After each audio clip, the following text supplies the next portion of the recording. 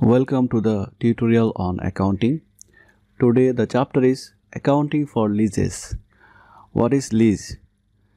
A lease is a contract which conveys the right to control the use of an identified asset for a period of time in exchange for consideration. That means lease is a contractual agreement between the lessor and lessee. Lessor is the person who lease any asset, and lessee is the person who use the asset. After taking the lease, the lessee use the asset. However, the lease is a contractual agreement which conveys the right to control the use of an identified asset. That right to control the use is exercised by the lessee. This contractual agreement gives the lessee the right to use specific property owned by the lessor, and this contractual agreement should be for a specific period of time, and there should be exchange for consideration, and that exchange can be in the form of rental payments, and that rental payments are paid by the lessee. Nowadays, leasing is very popular because it's a fastest growing form of capital investment. Instead of borrowing money to buy an airplane, computer, nuclear core, or satellite, or any other non-current asset, a company makes periodic payments to lease these assets. Without doing any long-term investment, the lessee, the user of that asset, can take lease to get the control to use of any asset. Here is an example which showing the popularity of lease. We can see the airline industry is taking lease. In the horizontal axis we can see the number of planes, and in the vertical axis we can see the company names: American Airlines, UAL Airlines, Delta Airlines, Southeast Airlines, Republic Airlines. And we can see American Airlines has 26% planes which was taken as a lease. UAL Airline 12% airplane has been arranged by lease. Delta 12%, Southeast 28%, Republic 43%.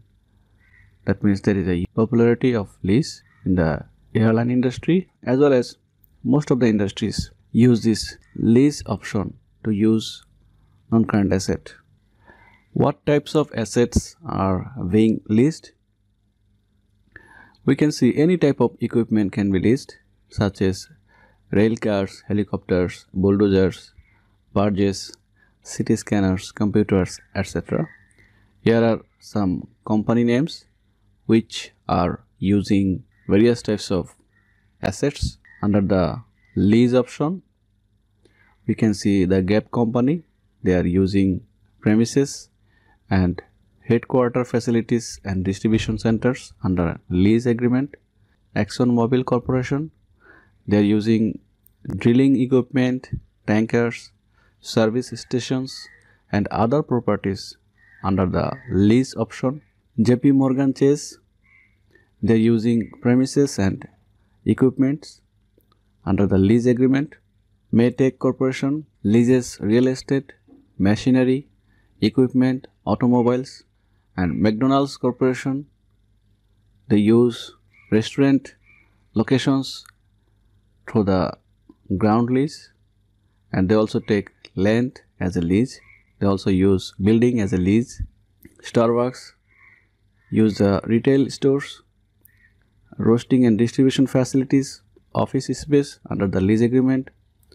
TXU Corporation use plant facilities, turbines, transportations equipment, mining equipment, data processing equipment, and office space under the lease agreement. Viacom Incorporation use the office space, equipment, transponders, studio facilities and vehicles and other satellite transponders under the lease agreement. There are lots of examples that the companies are using assets under the lease agreement. The company which uses assets under lease agreement are called the lessee. Lessee is the organization which uses right to use assets under lease agreement. Who are the players? Who are the lessors that own the property? Generally, there are three types of lessors. Lessors means the company which own the asset. However, there are three types of lessors: banks, captive leasing companies, independent companies. Banks are the largest players in the leasing business because they have low cost funds and they are expert in creating standardized transaction process for lease. And since they have low cost funds, they have the advantage of being able to purchase assets at less cost than their competitors. And the captive leasing companies are the subsidiary companies under a parent company. Here we can see captive leasing companies are subsidiaries whose primary business is to perform leasing operations for parent company. Here we can see Caterpillar Financial Services Corporation. It is the subsidiary company of Caterpillar. This is the parent company. This company produces various types of assets, and this company, it is the subsidiary of the Caterpillar.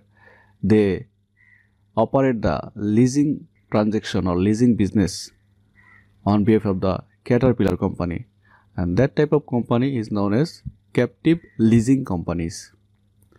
And another players for leasing business is independent companies. They are the final categories of lessors. They purchase assets from other company and they lease those assets to the another business. Advantages of leasing. The first advantage is 100% financing at fixed rates. Leases are often signed without requiring any money down from the lessee. Lessee is the organization, just they should pay the rental payments. They can get 100% financing benefit by paying a rental payments on a regular interval. That means this lease option helps the lessee conserve scarce cash. The new and developing companies can conserve scarce cash by this lease option. The second advantage or second benefit is protection against obsolescence. Leasing equipments reduce the risk of obsolescence to the lessee. Lessee is the person who will use the asset under this lease agreement, and by this lease option the lessee can reduce the risk of obsolescence, because in many cases the lessee passes the risk of residual value to the lessor. And the third benefit, flexibility. Lease agreements may contain less restrictive provisions than other debt agreements. Number 4, less costly financing. Some companies find leasing cheaper than other forms of financing. And the fifth advantage is tax advantage. In some cases, companies can have their cake and eat it too with the tax advantages that leases offer. And the sixth benefit is off-balance sheet financing. Certain leases, the operating leases, don't add debt on the balance sheet or affect financial ratios. In that case, the lessee, the user of the asset, can get the benefit of off-balance sheet financing, by which they can lower the debt equity ratio, by which they can get higher loan from any company for other purpose. Generally, there are two types of lease: capital lease and operating lease. These are the conditions. If any lease fulfill any one of these conditions, then that lease would be considered as capital lease or finance lease. Otherwise, that lease would be considered as operating lease. The first condition is the lease transfers ownership of the property to the lessee. If this condition is available, if there is an option to transfer the ownership, in that case the lease is considered as capital lease or finance lease. The second condition is the lease contains a bargain purchase option. Here the bargain purchase option allows the lessee to purchase the leased property for a price that is significantly lower than the property's expected fair value at the date the option becomes exercisable.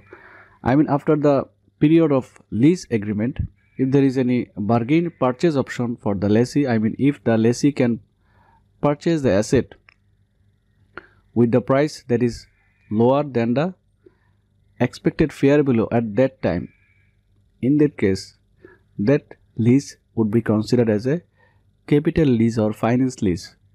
The third condition is the lease term is equal to 75% or more of the estimated economic life of the leased property. I mean, the lease term, the lease period should cover most of the estimated economic life of the asset. If this condition is filled up, then that lease would be considered as capital lease or finance lease. Another condition is the present value of the minimum lease payments excluding the executory cost equals or exceed 90% of the fair value of the leased property. I mean, at the inception or in the starting period, the asset has a fair value. If the present value of all lease payments equals or exceed 90% of the fair value of the leased property, in that case, that lease would be considered as a capital lease. And there is another condition: the leased assets are of a specialized nature such that only the lessee can use them without major modifications being made. So these are the conditions. If any one of these conditions are filled up by any lease agreement, in that case that lease would be considered as a capital lease or finance lease. Here is a diagram which is depicting the previous conditions. If the lease agreement has an opportunity to transfer the ownership, then it is capital lease. If this condition is not filled up by the lease agreement, in that case we can ask, is there a bargaining price option for the lessee? If yes, then it is capital lease. Otherwise, we need to ask the next question: is the lease term or the lease period is greater than 75% of the economic life?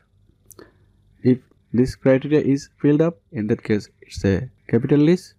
Otherwise, we can ask another question: is present value of the lease payments is greater than or equal to 90% of the fair value? If yes, then it is a capital lease. Otherwise, since no conditions are filled up, then it would be operating lease. Accounting by the lessee. Lessee is the organization which will use the asset under the lease agreement. If the lessee capitalizes a lease, in case of capital lease, the lessee records an asset as well as a liability. In that case, the journal would be leased equipment or right to use equipment debit and leased liability credit. Here the right to use asset would be equipment, land, building, anything. That means the lessee would consider the asset as a leased asset or a right to use asset as debit and leased liability credit.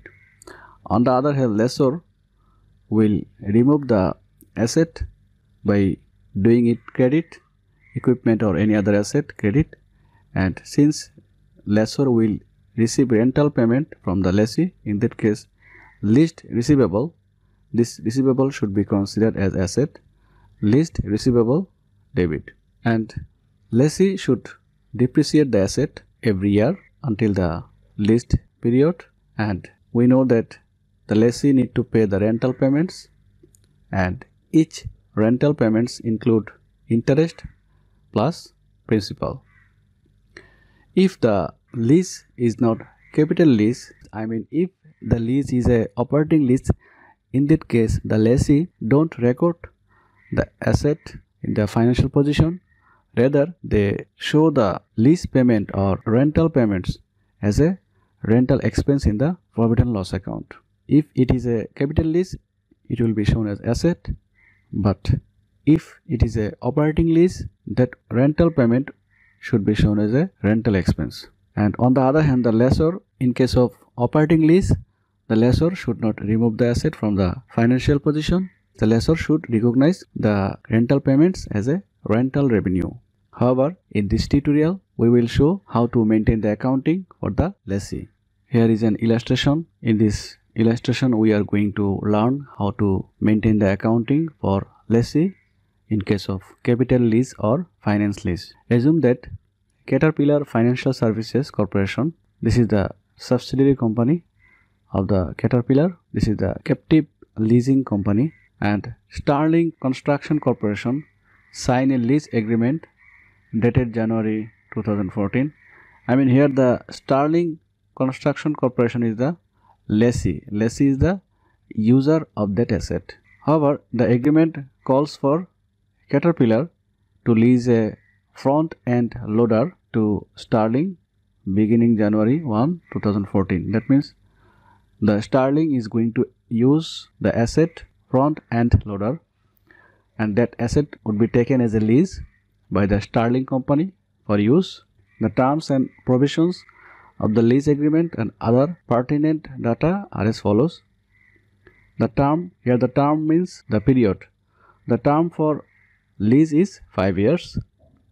The lease agreement is a non-cancelable, requiring equal rental payments of 25,981 at the beginning of each year. That means since you are paying the rental payments at the beginning of the year, then it would be considered as an annuity due payment. Whenever you pay anything at the beginning of the year as a equal installment for every year, in that case that would be annuity due. But if you pay any regular rental payments, in that case that would be considered as ordinary annuity. The loader, the asset, has a fair value at the inception of the lease of $100,000 and estimated economic life of 5 years and no residual value. That means economic life of the asset is 5 years and the fair value of the asset at the inception is 100,000, and the lease agreement would be for 5 years and the rental payments would be 25,981 for each payments. Sterling pays all of the executory cost directly to the third parties except for the property taxes of 2,000 per year, which is included as part of its annual payments to Caterpillar. Annually, the Sterling company pays 25,981. Within this amount, there is a property tax which is paid to the Caterpillar, the lessor. This 2,000 should not be considered as a rental payments for the leased asset. However, the lease contains no renewal options. The loader reversed to Caterpillar at the termination of the lease. Sterling's incremental borrowing rate is 11% per year, and Sterling depreciates on a straight line basis similar equipment that it owns, and Caterpillar, here the Caterpillar is lessor, sets the annual rental to earn a rate of return on its investment of 10% per year. Sterling, the lessee, knows this fact. Whenever there is a interest rate of return available, in that case we should avoid the incremental borrowing rate. We should use this rate while discounting the rental payments to get the present value. But if this rate of return is not available or rate of interest is not available, in that case we can use the incremental borrowing rate for the discounting purpose. However, we can see in this problem or illustration there are some requirements. The first requirement is it a capital lease or operating lease? What is the present value of the lease payments? Show the lease amortization schedule. Annuity due basis. Annuity due means whenever you are paying the rental payments at the beginning of the year. Last requirement is journalize the entries regarding this lease. Here is the solution. The first requirement is whether it is a operating lease or capital lease. From the conditions we can see the lease term or lease period is 5 years and the asset has an economic life of 5 years. From the previous slide we have learned that if the lease period covers the maximum time of the economic life of the asset, in that case that would be considered as a capital lease. Since this condition is filled up, in that case we can say that it's a capital lease or finance lease. And there was another condition, if the present value of the minimum lease payments exceed 90% of the fair value of the loader, in that case that would be considered as a capital lease. Here we can see we are paying 25,981. Out of this 25,981 there is a 2,000 payment as an executory cost. It is not a payment for leased asset, that's why we are deducting it. After deducting we will get the 23,981. This is the actual rental payments for the leased asset, and we will multiply these rental payments by the present value annuity due factors for 5 years 10% interest rate, and this can be taken from a present value of annuity due table. Here this is the table. We can see 10% interest rate 5 years. The present value annuity factor for annuity due is 4.16987, and this amount has been used here, 4.16986. This is the present value of annuity due for 5 years at the rate of 10% interest rate. However, if we multiply this, we will get the present value of the rental payments. Since this is equal to the fair value of the asset, that's why it would be considered as a capital lease. The second requirement is show the lease amortization schedule. Here lease amortization schedule is the schedule by which you will show how to pay the rental payments. By this lease amortization schedule we will show how the company is paying, and in this payment what is the lease payment, what is the executory cost, what is the interest on liability, and what is the reduction of lease liability and actual lease liability. From the question we have learned that the lease started in January 2014 and it is for 5 years. That's why in January 2014 you have a lease liability amount 1 lakh or 100,000. Since it is a annuity due, you need to pay the rental payments at the beginning of the year. That's why you are paying 25,981. This is the rental payments. But in this rental payment you are paying 2,000.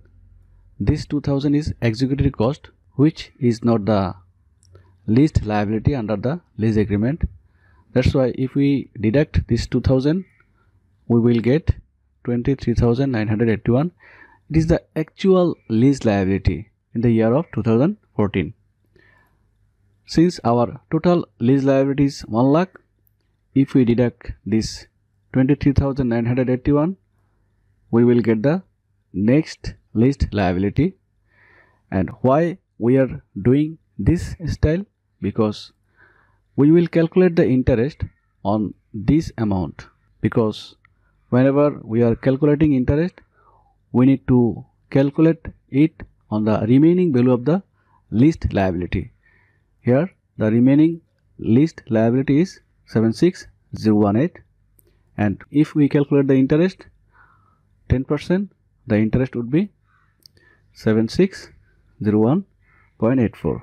This is the interest in the year of 2015. But in each rental payments, we pay 25,000. Here same rental payments, same rental payments, same rental payments. But in the year of 2015, although the rental payment is 25,981, we are paying 7,601 as a interest. And if we deduct this interest and this executive cost, actually we are paying 16,379 from the leased liability. Total lease liability 1 lakh. We have paid 23,981 in the 2014, and in 2016 we are paying 16,379. So from 1 lakh we have deducted 23,981, the lease liability 76,018. After that we have paid 16,379.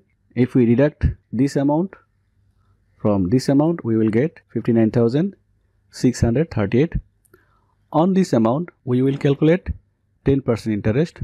The 10% interest would be 5963. This is the interest in 2016. Although we are paying 25,981, out of this 25,981, the interest is 5963 and the executive cost is 2,000. If we deduct these two items from this item, we will get the actual lease liability which has been paid from the total lease liability. However, this is the previous leased liability in 2015, and in 2016 we have paid this amount. After deducting the actual lease liability in the 2016 is 41,620. We will calculate interest on this amount. If we calculate the interest on this amount 10%, then the interest would be 4162 for the next year. However, our rental payment 25,981. After deducting this two amount, we will get the lease liability for the 2017. You don't be confused that we are paying this amount. Actually, we are paying this 25,981, but to calculate the interest, we need to find out the reduced value of the leased liability. That's why we are using this lease amortization schedule.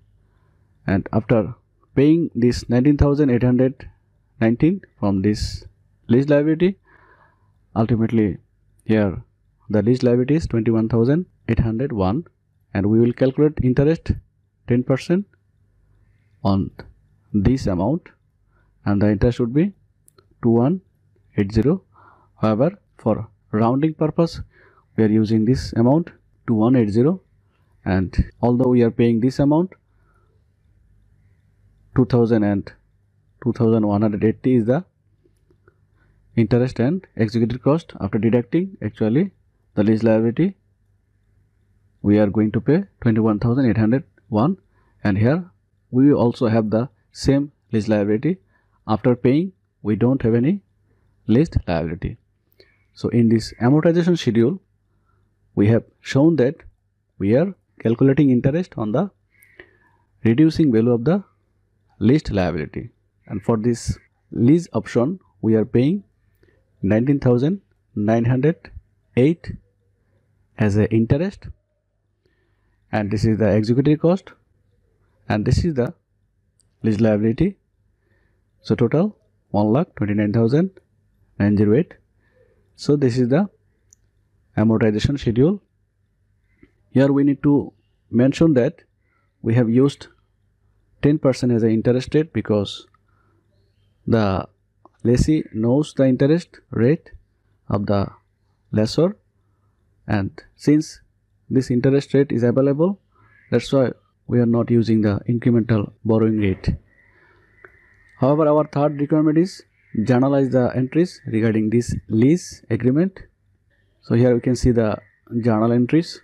Since we are showing the accounting for lessee, lessee is the company which is using the asset.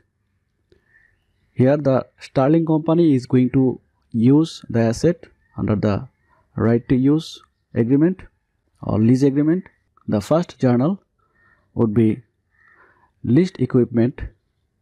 Under capital lease is debit 1 lakh and lease liability credit 1 lakh.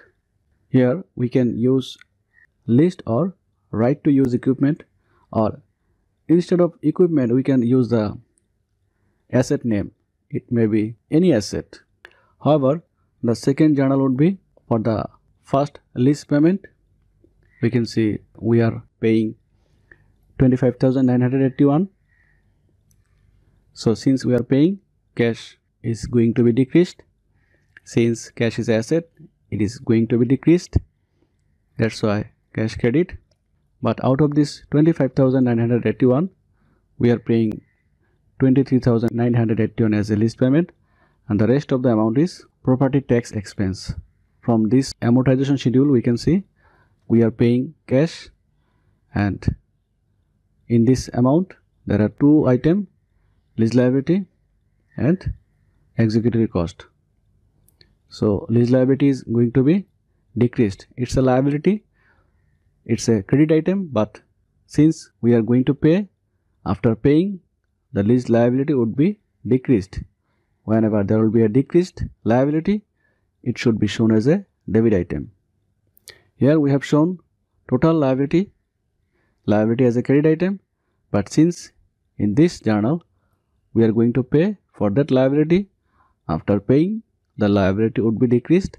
That's why whenever there is a decreased liability, we should show it as a debit item.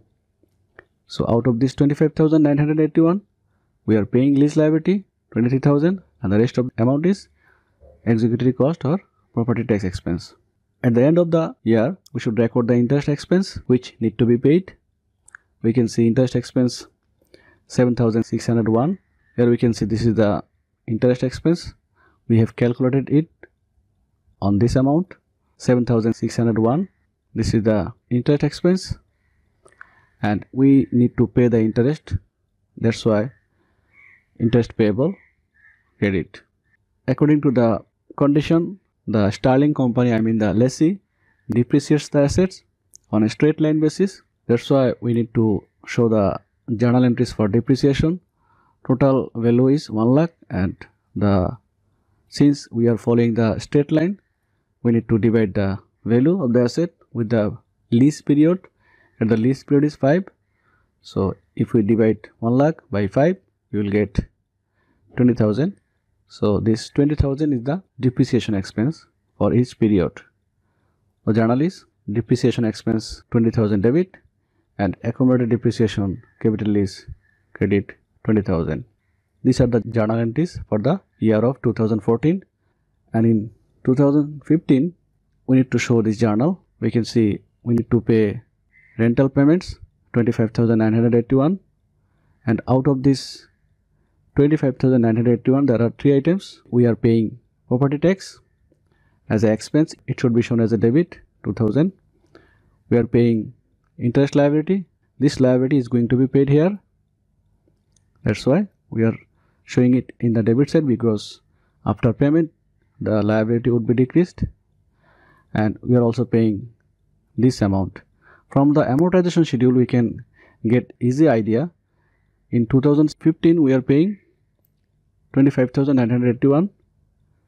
Here 25,981, and out of this 25,981 there are 3 items: property tax or executory cost, interest, and lease liability, and these 3 items have been shown as a debit item. So from the amortization schedule we can easily get the amount for the journal entries. By this way we need to provide journal entries for every year up to 2018. And when the lease expired, in that case the Starling company, the lessee is the company who use the asset. The lessee should remove the asset from the financial position, as well as it should remove the accumulated depreciation. For that purpose, accumulated depreciation debit. And since you are removing the equipment is a debit item, but since you are going to remove it because the lease period expired, you don't have the permission to show it, because after the lease term you will return the asset to the lessor.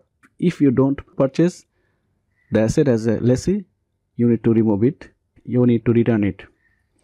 But at the end of the period, if you purchase the asset, here we can see if Sterling is the lessee, if the lessee purchases the equipment at termination, I mean at the time of expiration of the lease, at a price of 5,000. This is the very low price. According to our condition, we have seen that there should be a bargaining price option, and that price should be very low price. Here we can see the price is very low, 5,000 only. So if the lessee purchased the asset by paying 5,000 at the end of the lease term, in that case the journal would be equipment should be debit with the 1 lakh plus 5,000, because previously the value was 1 lakh, but now we are paying also 5,000. That means total cost is 1 lakh 5,000. And since you are going to remove this accumulated depreciation, you are showing it debit, and this leased equipment, this two item is similar to this item, but since you are going to purchase it, that's why you are going to show it in your financial position as a 1 lakh 5,000. And since already this equipment has been under the depreciation, that's why you are showing again accumulated depreciation. And since you are going to pay, cash would be decreased 5,000. So this is the journal entries. If the lessee, I mean the user of that asset under the lease agreement, purchase the asset after the expiration of lease period. So these are the journal entries which should be shown for the lease agreement, and these are the journal entries which should be shown for the capital lease. If there is an operating lease, in that case we don't need to show lots of journal entries, just one journal entries. A lease would be considered as operating lease if the lease agreement don't cover any conditions. I mean, if any lease don't fulfill the conditions shown here, that lease would be considered as a operating lease. In that case, the journal would be very simple. Just you are paying rental payments for the operating lease. The lessee should record as a rent expense debit 25,981 and cash 25,981. Very simple, but this journal would be applicable whenever the lease would be operating lease. These are the journal entries for lessee. Thank you.